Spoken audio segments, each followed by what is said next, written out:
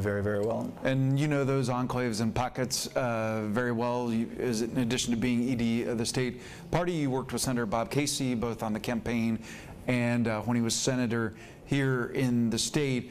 What is the numbers are much closer than anyone expected. What is the Trump opportunity here? What is the Hillary danger here? Well, I'll add my 2 cents and let the governor talk about it. I think that clearly the senator's going to get a bump after this convention, and I think as the campaign unfolds and there's more surrogates and she's spending time in Pennsylvania, now that people are really starting to pay attention. The Clintons have a long track record of doing very well in Pennsylvania, and that's my expectation. I think that's the governor's expectation too as we go into the fall. Well, people have to understand, notwithstanding presidential elections, Pennsylvania is not a blue state. We have a Republican legislature. During my 8 years as governor, the legislature was all Republican nominated. Governor Wolf's had all Republican legislature. The elected statewide office holders are split. We have Senator Toomey and Senator Casey, so there's a toss-up and that. It's very, very difficult. The reason we do well in presidential elections is we get turnout.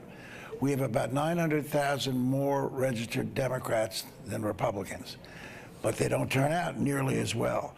The only time we've had a turnout that exceeds our percentage of the vote was in presidential years in the 2 years that I ran, because I was the local guy. But other than that, we undervote. We undervote dramatically. But in presidential elections, if we turn out the base, we overvote. President Obama carried Philadelphia by 416,000 votes in '08. But in 12, whereas his margin went down virtually everywhere, including in the rest of Pennsylvania, his margin in Philadelphia went up to 468,000. When you put that together with the Philadelphia suburbs, there's not enough votes left in the rest of the state. But I warn Democrats, Donald Trump is giving a message that is resonating with white, blue-collar workers who worked in factories, who worked on construction crews.